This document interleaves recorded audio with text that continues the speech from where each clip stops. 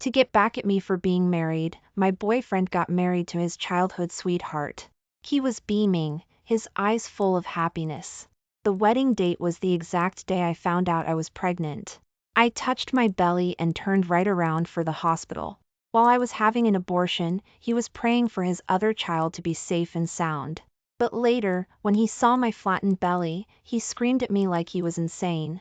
"Sarah, you lunatic, who told you to abort him?" The wedding date was April 17th. That was also the day I found out I was pregnant, which meant David spent the morning with me getting the test results, then went to get married to Emily in the afternoon. My fingers trembled slightly. I almost dropped the thin document. In the 2 years since I'd reconnected with David, it felt like we had both moved past that unbearable history.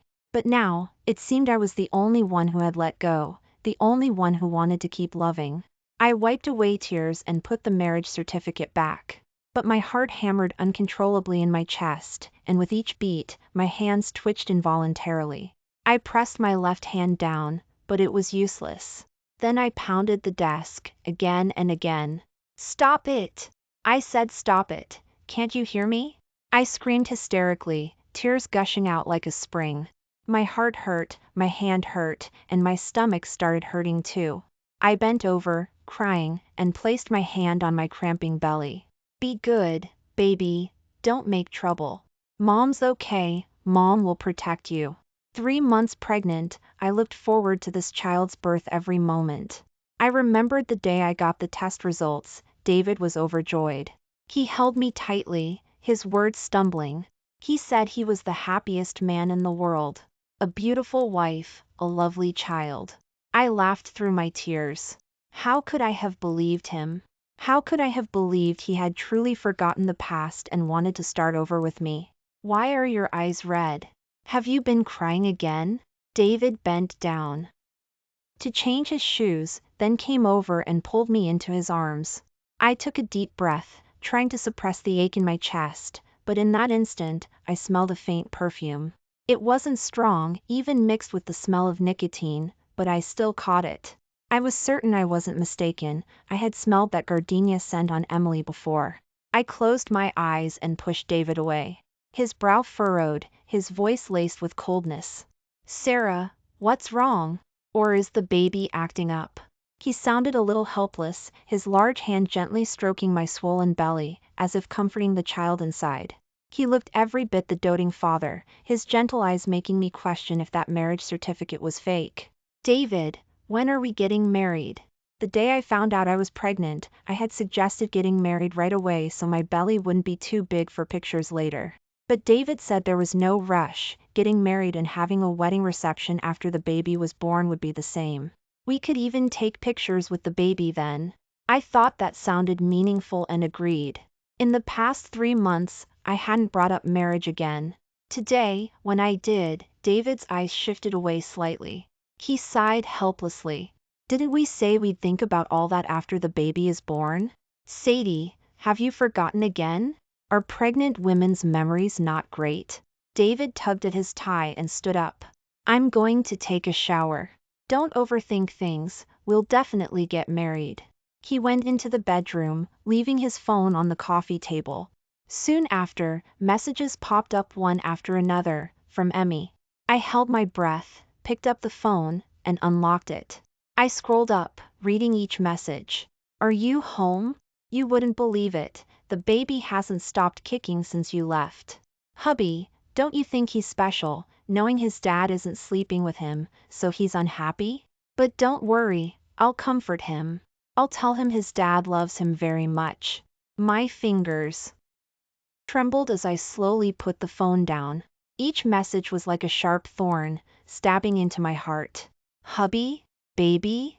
It turned out they were the real family of 3. I was just an outsider. When David came out, water was still dripping from the hair on his forehead. I gripped the cup in my hand. Some things needed to be made clear now. I opened my mouth, my throat dry. "David." Before I could finish, David's phone rang. He frowned, walked to the balcony, and even closed the floor-to-ceiling window.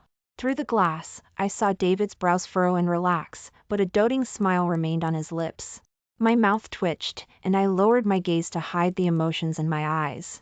A moment later, David hung up, his brow slightly creased. Something came up at the company. I need to rush over and handle it. Sadie, you go to sleep first, don't wait up for me.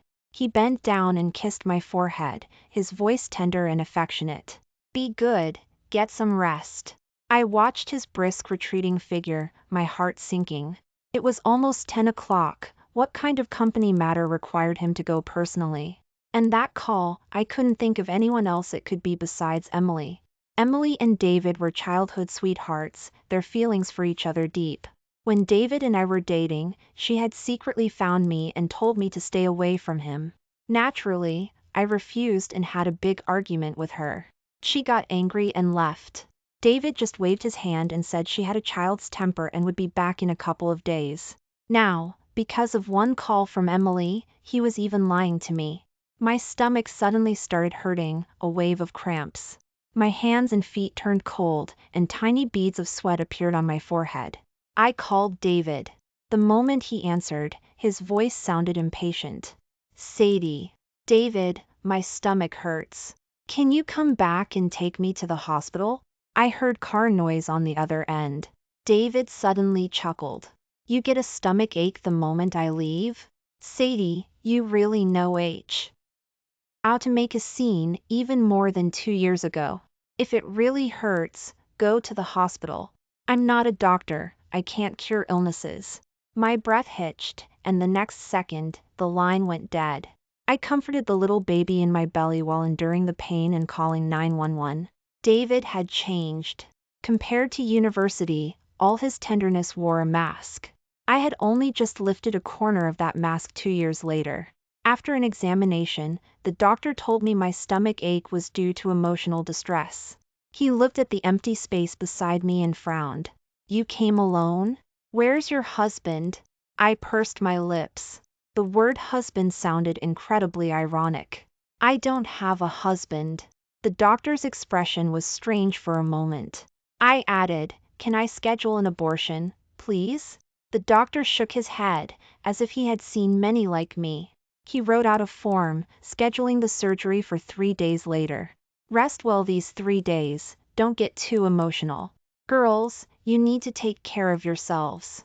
Listening to his heartfelt advice, my heart ached for a moment. When the elevator doors opened, I walked in with my head down. A surprised Sadie brought me back to my senses. David pulled me into a corner. Why are you here? His tone was accusatory, he even suspected I was following him. I showed him the form, and the coldness in David's eyes faded a little. He reached out, touched my belly, and a smile played on his lips. So mischievous, always making mommy uncomfortable. Just wait until you're out, I'll teach you a lesson. My eyes suddenly felt warm. That slightly fatherly tone made me instinctively believe he was also looking forward to this child. I looked away and quietly took 2 steps back. David's hand paused in midair, his eyes darkening. I said softly, the doctor said it was fetal movement caused by emotional distress. My stomach is still cramping.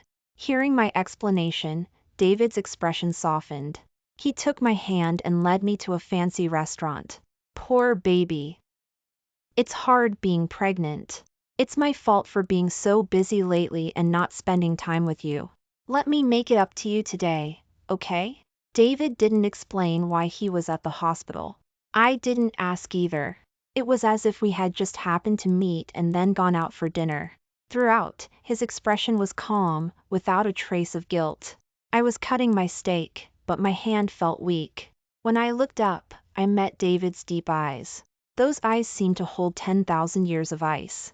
The next second, the ice melted, replaced by a hint of a smile. Let me help you. Are you still feeling bad? Do you want to go back to the hospital for another checkup? The knife scraped against the plate, making a grating sound. I shook my head. David put the plate in front of me. Here, try it. I remember you loved the steak here back in college.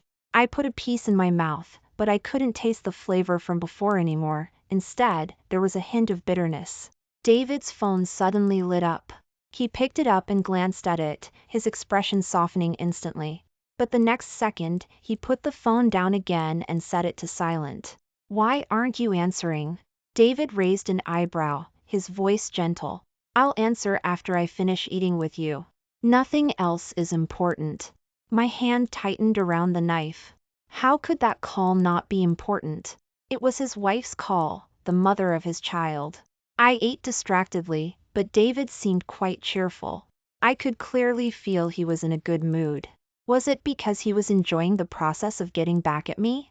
Enjoying the process of me being kept in the dark? I tilted my head back and drank a glass of water, suppressing the bitterness in my heart. I'm done eating. Take me home. Back home, David left without even stepping inside, saying he had company matters. But I knew he was going to the hospital. Earlier, when I passed by the hospital room, I saw Emily's name on the screen on the wall. She was hospitalized. I touched my belly. 3 more days, and this life would become a pool of blood. I packed my suitcase, planning to talk things through with David when he returned. Whether he hated me or wanted revenge, at least our relationship should end clearly. But David didn't come back for those 3 days. When I called, he gave me excuses about being on a business trip. It wasn't until I passed Emily's hospital room and saw David leaning in, ear pressed against her belly, that I realized nothing else mattered. There was no need to expose his lies, no need to ask for an explanation. Leaving quietly was enough. The day I had the surgery, Emily was also wheeled into the operating room. I saw David pacing back and forth at the end of the corridor, every step filled with anxiety. His hands were clasped together, praying for that child to be safe and sound. But on that same day, his other child was gone. And he didn't even know it. I lowered my eyes and left a letter on Emily's hospital bed. Afterward, I grabbed my suitcase and went to the airport. I thought, this time, it was the real farewell between David and me. I sat in the waiting area, my stomach still aching. Hearing my phone ring, I weakly answered. The moment I connected, David's grim voice came through. Sarah, tell me, what do you mean never see each other again? Are you trying to walk away again? I remembered. At the end of the letter, I had indeed written that sentence. I remembered the day I graduated from university. Everyone was preparing to welcome a new future. David was also preparing to welcome our future together. He was very excited that day, his voice trembling slightly. He said, Sadie, we'll have a house, we'll get a cat, and have 2 kids. He was talking ramblingly, and I started laughing as I watched him, then I started crying. I didn't want to burst that bubble, not at all. So, I spent the whole day fantasizing with him. He drank a lot that day, got very drunk, and even mumbled about our future in his sleep. But when he woke up the next day, he couldn't find me anywhere. He only found that brown envelope on the bedside table. In that letter, I think I also wrote, never see each other again. But who knew we would meet again 3 years later? And even get back together? I opened my mouth, a lump forming in my throat for a moment. David's heavy breathing came in ragged gasps. I knew he was furious. But I didn't know if he was angry because he hadn't fully enjoyed his revenge yet, or because I had discovered his scheme beforehand. Perhaps it was both. David. My voice was very soft, a little choked. Actually, when I saw that marriage certificate, it really hurt, so much I could barely breathe. Later, when I found out Emily was pregnant, it hurt even more. Congratulations, your revenge was very successful. Now, can you let me go? After a pause, David scoffed. Oh, you found out already? That's boring. I wanted to wait until you had the baby to tell you. Sarah, you've been married before, you shouldn't mind, right? What kind of tantrum are you throwing now? A wave of coldness washed over me, and my teeth chattered. It seemed David no longer cared about my pain. I hung up the phone and deleted all of David's contact information. The moment I got on the plane, it felt like I was reliving that day.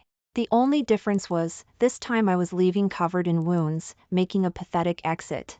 After getting off the plane, I saw a figure in the crowd holding a paddle and waving excitedly. I managed to smile and walked towards him. When Kevin saw me, he gave me a big bear hug.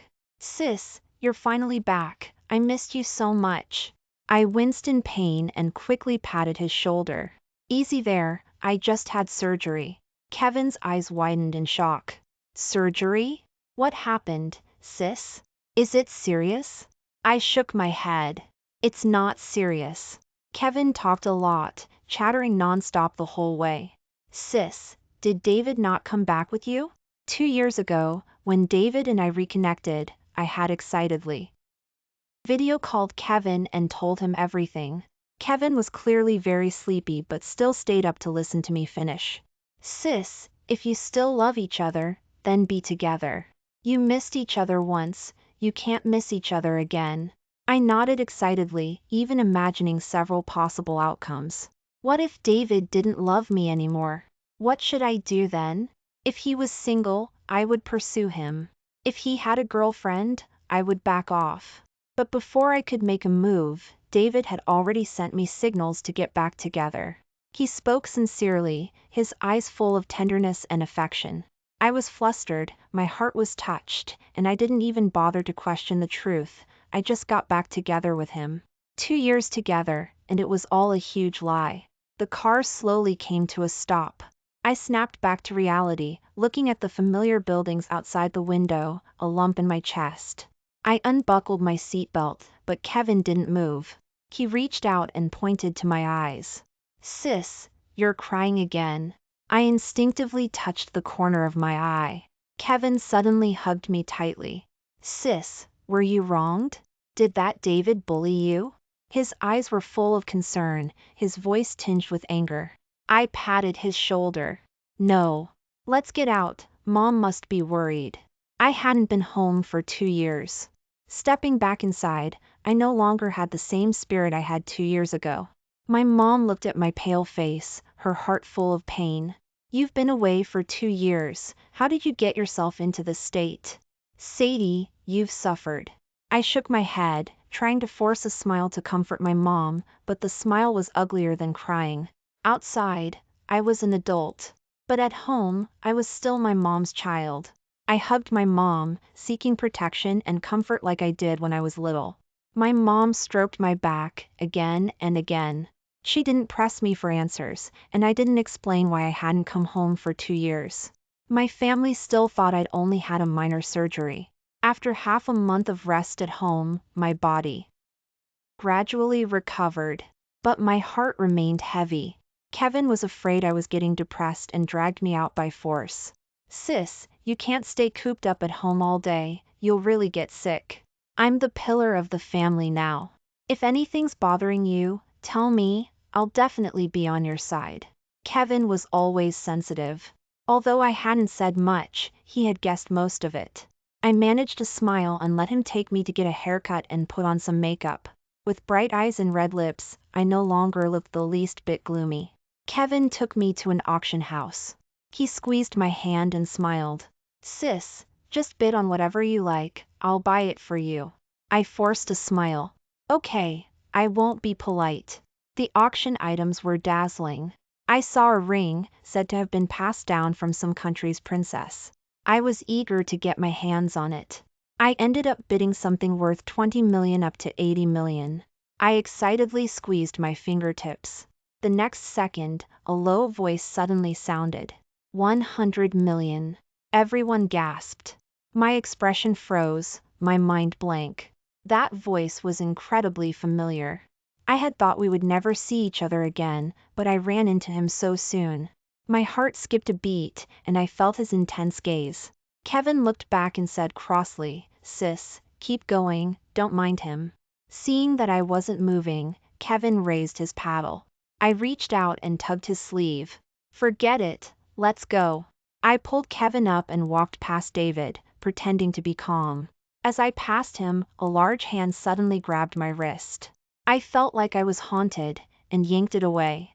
Because of that yank, I almost lost my balance, but Kevin caught me just in time. Dave, that ring is so pretty. Will you put it on for me later? Emily's sweet voice was like a thorn, grating on my ears. David's expression paused, and he said in a low voice, Okay. I stopped for a moment, then fled the auction house as if escaping. I took deep breaths of fresh air, trying to calm the turmoil in my chest. Kevin's face was grim, his voice lower. Sis, was that David? I slowed down and nodded slowly under Kevin's questioning gaze. He gasped roughly twice, gritting his teeth. Damn it, the jerk. I'll teach him a lesson. Kevin was furious, looking like he wanted to skin David alive. I quickly grabbed him. Don't make trouble. I have nothing to do with him anymore. Since we were broken up, what David did was none of my business. When it's over, it should be completely over. As Kevin and I struggled, a sarcastic voice suddenly rang out. Sarah, you're amazing. 5 years ago, you left because of another man. Now, you're leaving again because of another man. Are you really that desperate and trashy? He bit out the last few words. My heart ached for a moment, and I lowered my gaze to hide the bitterness in my eyes. David, you have no right to accuse me. David scoffed. No right? Don't forget, you're carrying my child. You're carrying my child and going to another man. You say I have no right? His words were sharp, his eyes full of mockery and sarcasm. In the 2 years since we reconnected, I thought David hadn't changed, but now I knew he had changed long ago. He had become cold, filled with hatred. No, he was still gentle, but that tenderness was no longer for me. My heart calmed down little by little. Before I could speak, Kevin seemed to understand something. He looked at me in disbelief. Pregnant? The surgery you mentioned was. I nodded at his disbelief. Kevin suddenly lunged at David like he was crazy, throwing punches. Bastard, I'll kill you. Punch after punch, almost all landing. David took a few hits before reacting and started fighting back. You adulterer, how are you less composed than me? Sarah, your taste has gotten worse. I frantically tried to pull Kevin away. Stop fighting, Kevin. The moment I touched him, he accidentally swung and knocked me to the ground. A sharp pain shot up from my tailbone. I gasped, letting out a ft cry. Looking up, I saw Emily hiding in the corner, looking lost. Her belly formed a noticeable curve, her hands carefully protectively cradling it. On her right middle finger, she wore the ring from the auction. I looked away, my voice louder. Kevin, I said stop. He froze, looking at me in disbelief. I pushed myself up and yanked him to his feet. Seeing the bruise on his lip, I sighed. Let's go. I have nothing to do with him anymore. Don't get hurt for someone who's not worth it. I didn't look at David, but I knew his injuries were no better than Kevin's. After all, Kevin had trained in martial arts since he was little, while David only had some untrained flailing. David spat, a mouthful of blood. He looked at me indifferently. Sarah, you're leaving just like that? Not going to talk about the baby in your belly? Or does he want to be the stepfather? You. Kevin was furious and wanted to go forward again. I quickly held him back and met David's gaze coldly. David, I forgot to tell you, I already aborted the baby. There's nothing left between us. David froze for a moment, then looked at my flattened belly in disbelief. After confirming I had actually miscarried the child, his eyes instantly darkened, filled with coldness. He called my name with immense rage. Sarah, you goddamn lunatic, who gave you permission to abort him? I looked at his unfounded anger, confused. Then I remembered he had planned to get revenge on me, and the child was just part of that revenge. He hadn't expected me to discover the truth before he revealed it. I curled my lips sarcastically. David, your revenge was actually very successful, truly. You don't know how heartbroken I was when I saw you praying outside the operating room for your other child the day I had the abortion. But I'm also glad that things hadn't reached a point of no return. At least, he wouldn't have to be born an illegitimate child. But David, you truly sicken me. You wouldn't even spare our child. How much do you really hate me? 5 years ago, my family's company had financial problems. My dad forced me into a strategic marriage, even threatening David's future to make me agree. David back then was proud and arrogant. If he had known the truth, he might have caused a huge scene. So, I left a letter and just walked away. I thought we were destined to never meet again, but we reconnected 3 years later. I didn't hide the fact that I had been married, and surprisingly, he didn't seem to care. Only now did I realize his indifference was just an act. In fact, he hated me for leaving him, hated my betrayal. David stood there like a statue, his lips moving. Sarah, you shouldn't have aborted him. His voice was filled with loss, and he took a step towards me. After just 2 steps, Emily suddenly cried out, clutching her belly. Dave, my stomach hurts. Is the baby in trouble again? A flicker of panic crossed David's face. He scooped Emily up in his arms, his retreating figure filled with urgency. Kevin grumbled under his breath all the way. I smiled indifferently. I'm not even angry. Why are you? That's different.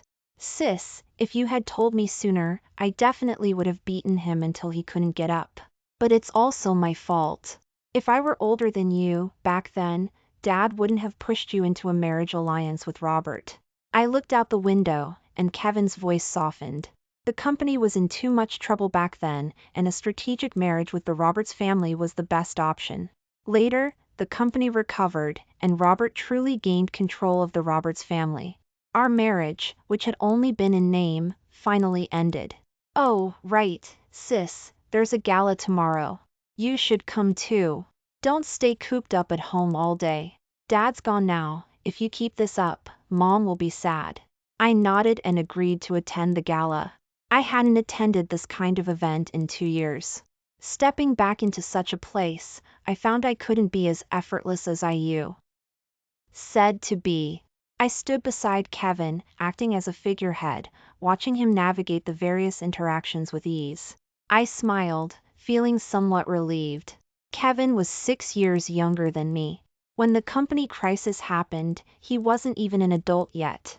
When he learned I had to enter into a strategic marriage, he hid in his room and cried all night. No one could console him. The day I got married, he held my hand and said solemnly, Sis, when I grow up, I'll protect you. The effort he must have put in to be able to stand on his own now was unimaginable. I felt a bit bored and excused myself to get some air in the back garden. I didn't expect to meet David there. His black suit accentuated his broad shoulders and narrow waist. He was more attractive than in college. I glanced at him indifferently and stood up to leave, but he grabbed my wrist. Sarah, let's talk. I looked at his hand. The heat was scorching. We don't seem to have anything to talk about, Mr. David. Don't forget you're a married man. Let go. David's expression changed, and he parted his lips slightly. Emily's child isn't mine. The back garden was quiet, so I heard every word clearly. But what did that matter? I smiled. David, your explanation is so weak, I find it hard to believe.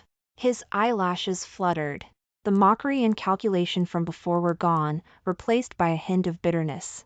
Sarah, you said you were heartbroken. Have you ever thought about how heartbroken I was when you left? You just left without a word, leaving only a breakup letter. Do you know how long I looked for you? I searched everywhere like crazy. I asked the advisor for your home address. Do you know how heartbroken I was when I went there and saw you in a wedding dress getting into a wedding car? You weren't the only one hurting, you weren't the only one with feelings. David and I were like 2 intersecting lines, from strangers to falling in love, then gradually drifting apart. Now, neither of us could go back. David, you've had your revenge, the child is gone. Let the past be the past. Go back and live your life with her. Let's not see each other again.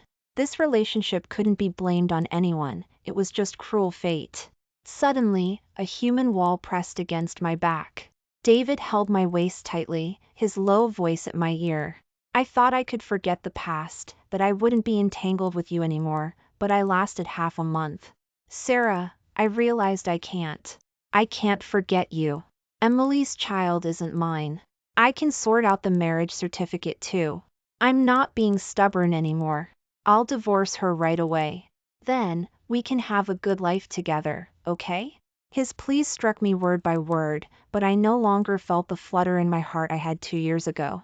I tried to pry his hands away, but couldn't budge them. I sighed, helpless. David, let go.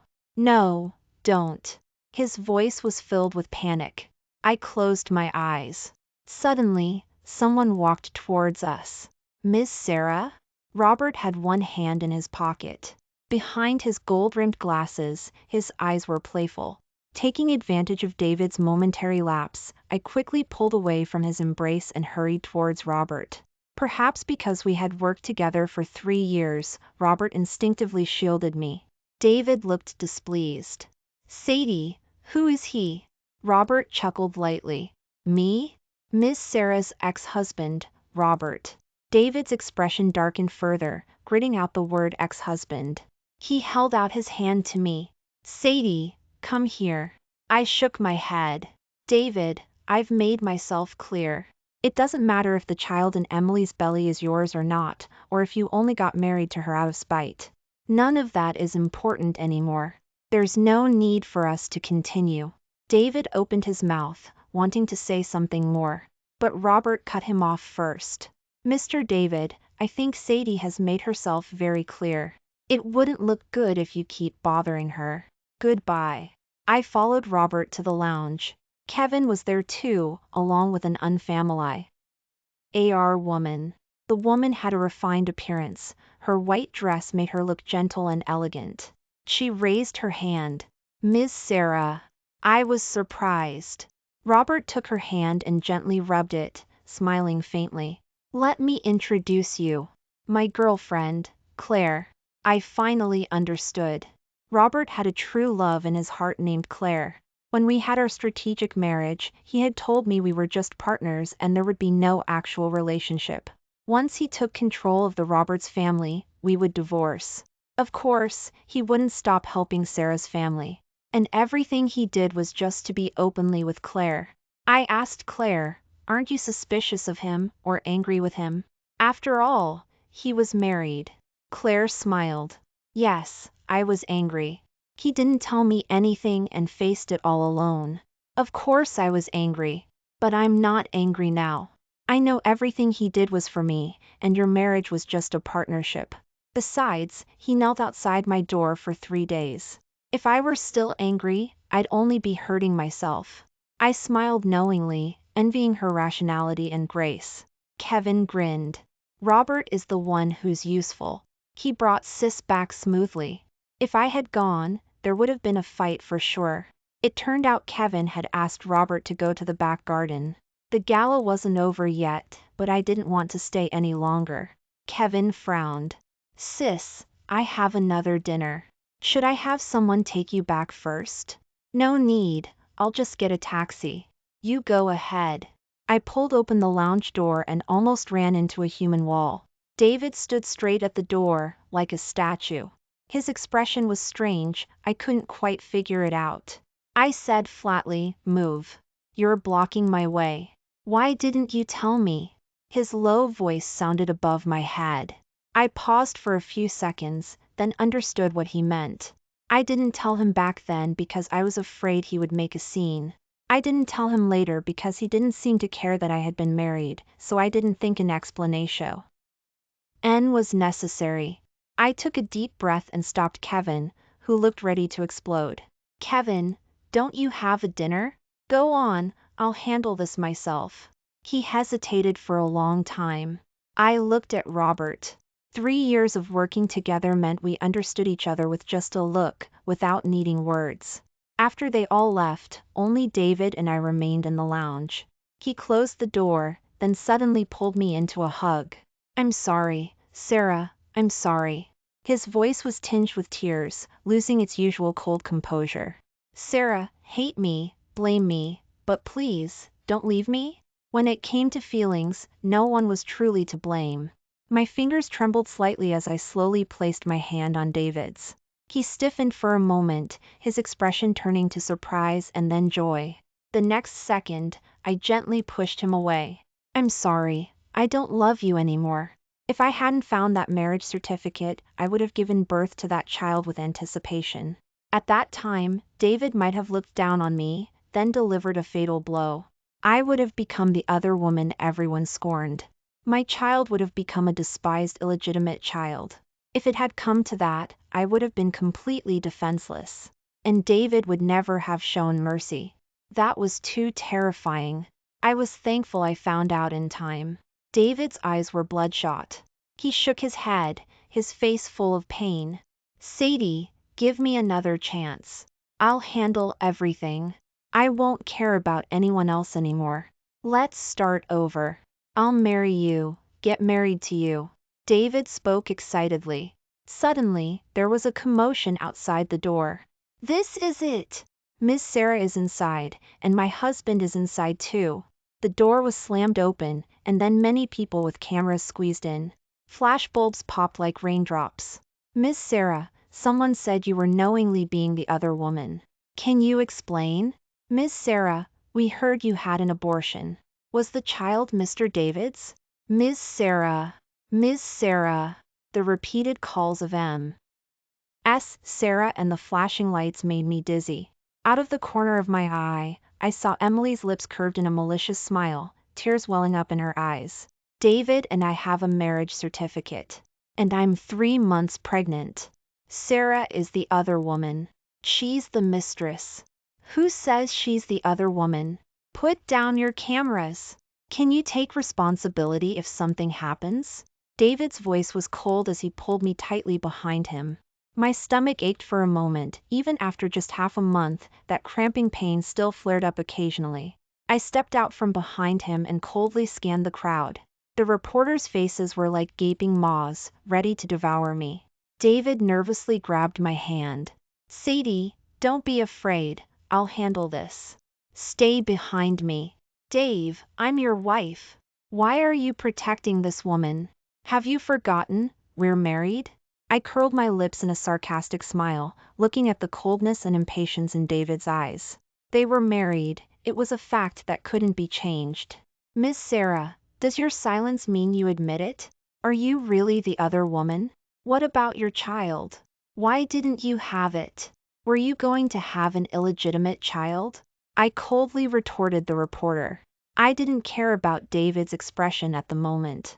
I said coldly, David and I started our relationship 2 years ago. He got married to another woman while I was pregnant. So, I was the one who was other woman. As for her, I pointed at Emily, saying word by word, she should be considered the other woman taking over, since she knew about my relationship with David all along. Instantly, all the sharp questions turned towards Emily and David. I watched Emily's screams and David's panic expressionlessly and calmly walked out of the chaos. Before long, the trending topic about me being the other woman soared to the trending list. When Kevin found out, he immediately contacted the company's PR department and worked frantically to handle the trending topic. Then, another trending topic appeared, Emily fainting on the spot and David rushing her to the hospital in a panic. Compared to their frenzy, I was much calmer. It wasn't until late at night that I received a call from David. His voice was tired. I've taken care of the trending topics.